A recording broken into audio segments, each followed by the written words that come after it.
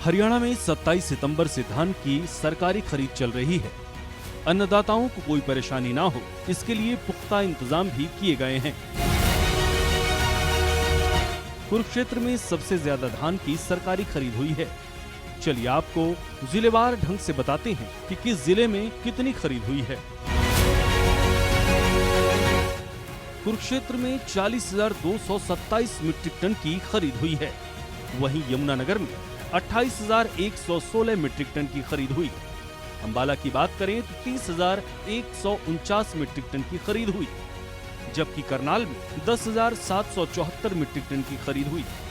कैथल में 3,436 metric ton तो पंचकुला में 5,424 मीट्रिक टन की खरीद हुई।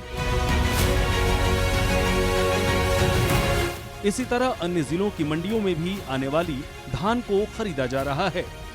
बहरहाल विभाग के मुताबिक प्रदेश में खरीफ फसलों की खरीद प्रक्रिया सुचारू रूप से चल रही है और ये प्रक्रिया 15 नवंबर तक जारी रहेगी।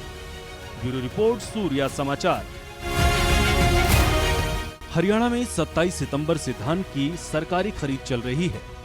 अन्नदाताओं को कोई परेशानी ना हो, इसके लिए पुख्ता इंतजाम भी किए गए हैं।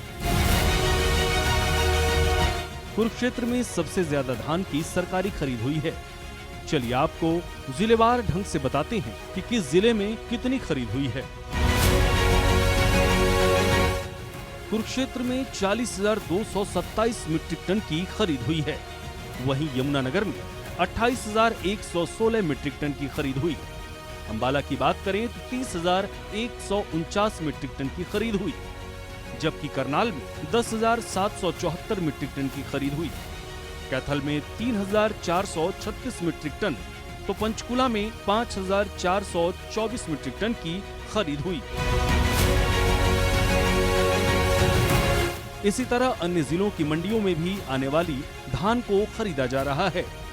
बहरहाल विभाग के मुताबिक प्रदेश में खरीफ फसलों की खरीद प्रक्रिया सुचारू रूप से चल रही है और ये प्रक्रिया 15 नवंबर तक जारी रहेगी।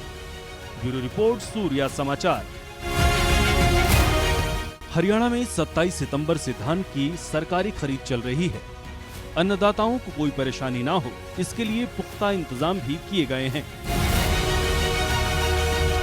कुरुक्षेत्र में सबसे ज्यादा धान की सरकारी खरीद हुई है। चलिए आपको जिलेवार ढंग से बताते हैं कि किस जिले में कितनी खरीद हुई है। कुरुक्षेत्र में 40,227 मीट्रिक टन की खरीद हुई है।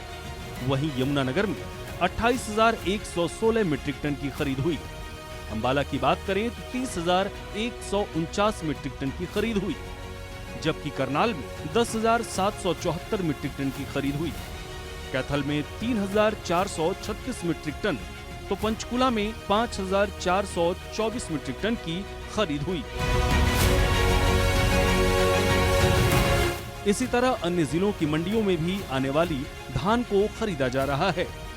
बहरहाल विभाग के मुताबिक प्रदेश में खरीफ फसलों की खरीद प्रक्रिया सुचारू रूप से चल रही है और ये प्रक्रिया 15 नवंबर तक जारी रहेगी।